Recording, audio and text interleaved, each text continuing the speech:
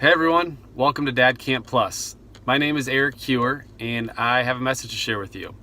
I've been attending DADCAMP now for the last 5 years with my 4 boys, and during that time I've become so passionate about DADCAMP because it's really helped me become a more intentional dad, but it's also created many memorable weekends that my boys and I will never forget.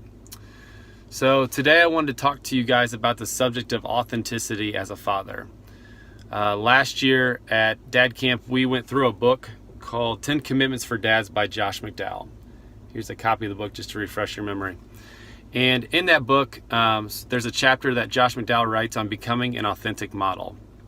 And I think authenticity for me as a father has become incredibly vital as I raise up my boys.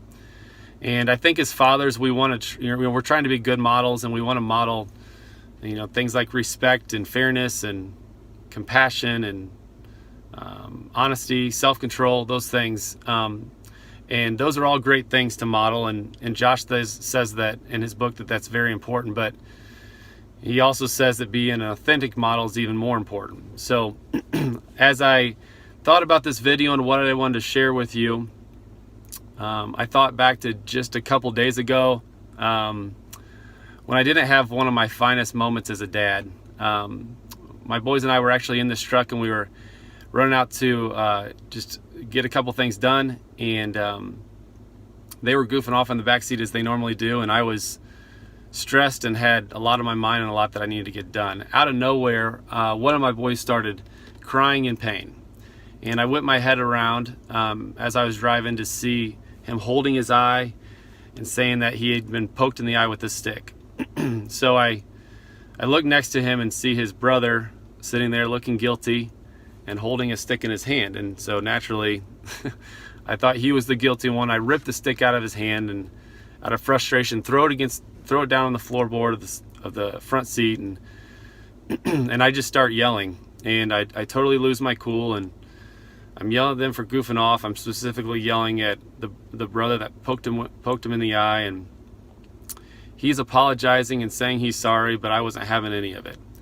And as I was finally starting to come down from my rant, I asked the brother that was hurt if he was okay, and asked him specifically what happened. He said he was fine. I think it got him on the side of the eye, but he had said that when he saw his brother had the stick, he went and grabbed it, and they were playing tug of war. And in the middle of tug of war, I think one hand slipped, and he actually pulled the stick towards his eye, and it caught him just on the outside of the eye. And so the brother that had the stick hadn't actually poked him in the eye. And so I'm driving down the road feeling pretty terrible about how I reacted and how I handled the situation, and thinking about the fact that I kind of lost it on the brother when he hadn't really done anything wrong. So in times past, I think I would have tried to justify my actions, and but I just felt like this was a moment where I needed to apologize. And so at our next stop, I pulled off to the side of the road, and I apologized to all of them, but specifically I apologized to the guilty brother for just losing my cool and apologizing that he had taken the brunt of my tantrum. And of course he forgave me, and we moved on. But I'm not proud that I lost my temper with my kids, but the point of this is just to acknowledge that we are flawed. We are flawed humans just like our kids are. And that truly there is only one perfect father, and that is our Heavenly Father. And being able to be transparent with our kids and apologizing to them when we mess up, it really isn't a sign of weakness, but I think it's a sign of strength. And it also is a way to earn your kids' respect. Our kids are intelligent, and at this young age, they think their dads hung the moon, and they think we're pretty cool. But as they grow up and grow older, they're going to start to see our true colors, and they're starting to see who we really are. And I think that, we can only fake it for so long. And I think that it's so important to be transparent and open about your mistakes and allow them to see the real you. And I think it's important for them to make sure that they know that we don't have it all together. So as I wrap it up, I just want to I just want to encourage you to be true and transparent to your kids.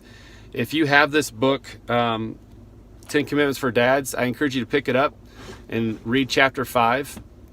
And if you can get your hands on it or borrow it from somebody else, it's a chapter that's worth reading. But anyway, I hope this message was an encouragement to you and helpful to you. And just go out there and be transparent with your kids. I know that you have what it takes, and hope to see you at Dad Camp this year. Take care. God bless.